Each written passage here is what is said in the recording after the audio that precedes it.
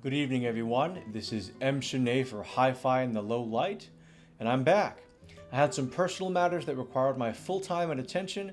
Nonetheless, I've resolved them, and I am happy to say that I do have time to get back into creating content for all of you.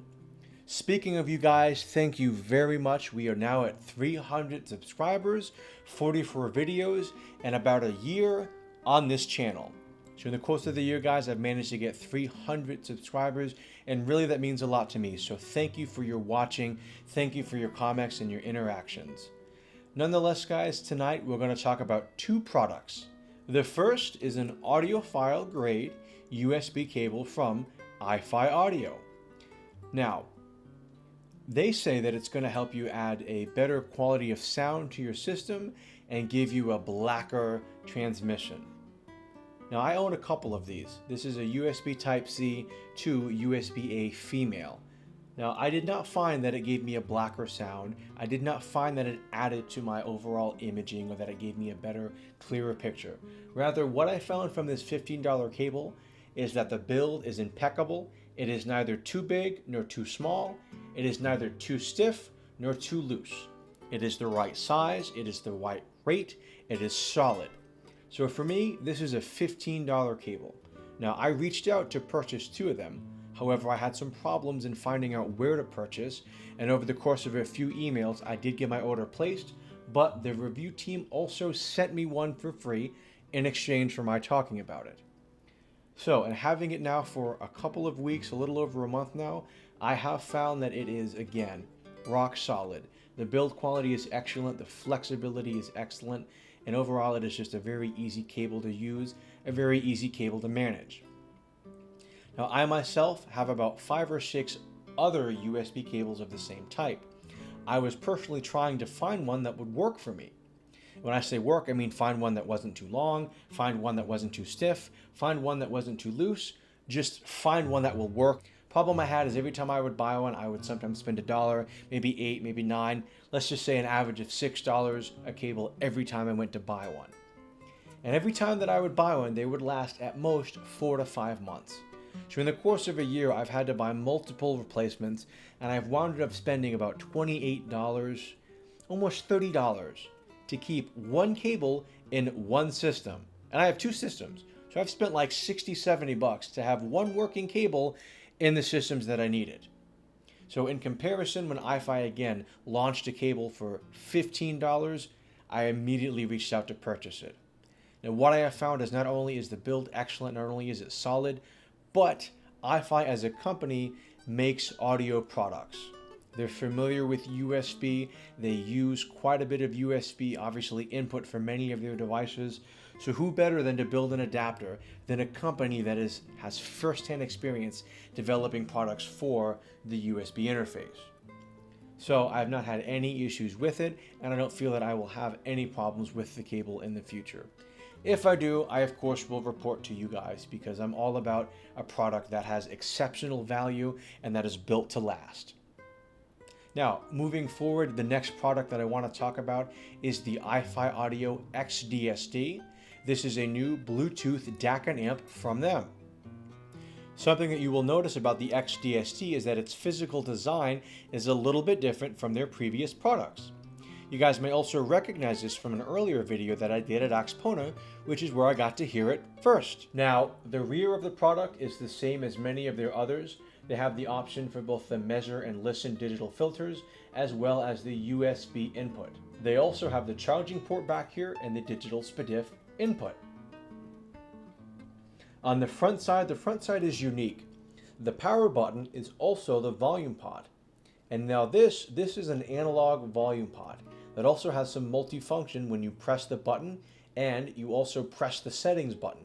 So the manual talks about some of those different features. Pressing and holding the power button in conjunction with the setting and turning the knob will let you filter through the different modes. But ultimately, I applaud them for building a product that has both an analog volume pot with digital functionality.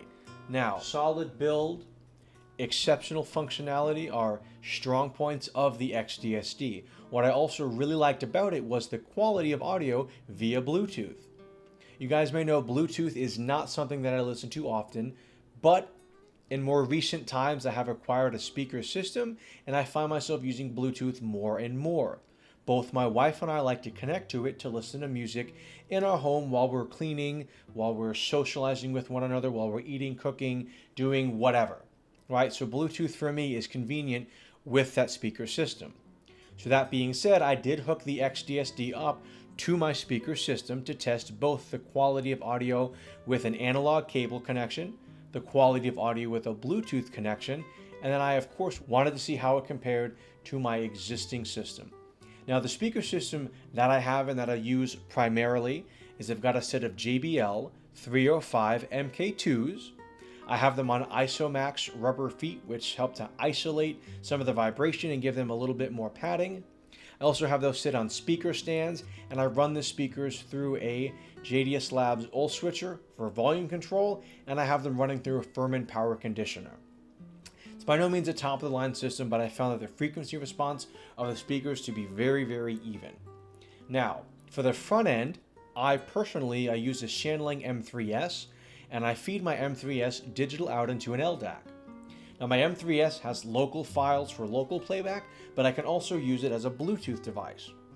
So I typically will connect my wife's phone to the M3S via Bluetooth, and then feed that digitally into my JDS Labs LDAC.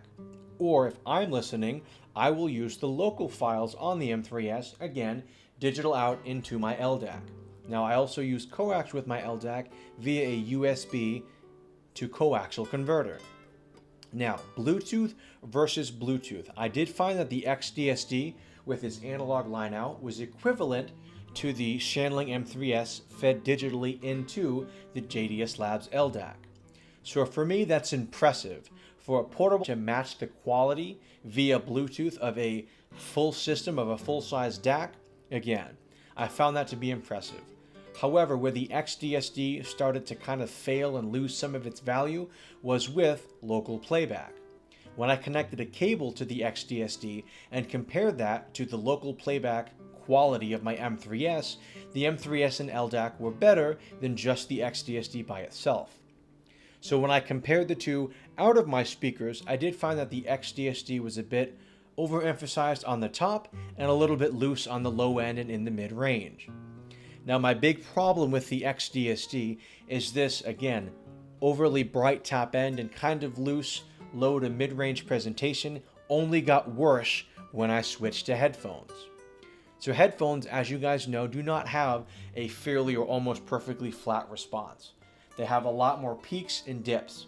And with a varying amount of headphones, again and again, I noticed that the bass quality on the xDSD was a bit loose and that the top end was a bit overemphasized. Nonetheless, I listened to the xDSD in 3 headphone-based systems. The first of which was just a cable connected to my V20 to the xDSD, and I listened with my AKG K701, my Audio-Technica ES10, and the Talos V2. Now the Talos V2 is a fairly difficult headphone to drive. It is a planar magnetic. The AKG K701 is fairly moderate in terms of difficulty. It is a dynamic, but it's not very sensitive. And finally, I have my Audio-Technica ES10, which is very easy to drive. I compared the headphone output of the xDSD to both my Shanling M3S, serving as a DAC amp and standalone, and also to my Geek Out V2 Plus as a DAC amp. I also tested the balanced output with the Talos V2 and my Audio-Technica ES10, and I tested the single-ended output with my AKG K701. And unfortunately, what I found is that in each comparison, the xDSD was not impressive. In fact, when I compared the xDSD to my Geek Out V2 Plus, both with single-ended output and balanced output, it was inferior. It did not have as much clarity, it did not have the tonal balance, it was overemphasized on the top, fairly loose, and smeared in the lows and in the mid-range. Which frustrates me. At $399, the xDSD is priced comparably to Cayenne's own N5. If you guys remember, the single-ended output of the M5 was equivalent to my Geek Out Labs V2 Plus. And when I switched over to fully balanced output, the Geek Out V2 Plus was only very marginally better than the Cayenne N5 Mach 2. So for around the same price, I have the xDSD, which doesn't have any storage and does not have a display. So the xDSD again presents itself as a poor value versus higher priced digital audio converter and amps such as the Geek Out V2 Plus or even iFi Audio's own Black Label Micro DAC amp. And again, the xDSD proves itself as a poor value even when compared to less expensive or lesser expensive digital audio players. So let's break that down. I have had a chance to hear the iFi Black Label Micro, and I did find it to be impressive. I did find that it, in brief listening sessions, was comparable to my own Geek Out V2 Plus. So when I listened with each of these products, this was at my Axpona video, I made some positives. I found myself kind of impressed with the xDSD. However, when I took the xDSD home and got to listen to it in a quiet environment with a large collection of headphones, I found it to be less impressive. So with just the headphones and just standalone as its own DAC amp, I did not find it to be a good value. In fact, when I compared the xDSD to the Shanling M3S, they were more different than they were better. With the M3S, it was quite dry in the mid-range, but I did have a very articulate low end, and I had nice presentation, and I had nice extension on the top. It wasn't overextended, but it was crystal clear. On the flip side, the xDSD did have a fairly natural, although kind of smeared mid-range presentation. So in cases where the M3S was too dry and unpleasant, the xDSD was more natural. In terms of detail, again, the M3S and xDSD were more different, one being better in one area, one being better than the other, than they were better. So at $399, I expect the xDSD to really differentiate itself from a $200, $300 portable audio player. But in this case, I found that it didn't. Now, where the xDSD continued to disappoint me was with its line out. When I fed the xDSD into my tube amplifier and partnered it with my HD800, again, that overemphasized top end became unbearable and the looseness in the bass was just frustrating. I did not enjoy it. Now I switched to my LCD2 with another portable balanced amplifier, thinking, hey, maybe a balanced amp will help to tighten things up and maybe add some more focus to the mid-range presentation, but it was not the case. So when I compared the line out of the M3S to the line out of the xDSD, every time with both my HD800 and my LCD2, I found that the xDSD was just too loose in the lows, smeared in the mid-range, and just simply overemphasized on the top end. So again, going over everything, I do not feel the xDSD value-wise is strong enough. I don't feel that it's a good value. If you're very, very, very heavy in Bluetooth use, you may appreciate it, but at the same time, there may be better products out there. If you don't need Bluetooth and you simply need something to serve as a interface, as an all-in-one, as a DAC amp, I think the Cayenne N5 Mach 2 is going to be a better product than the xDSD for right around the same money.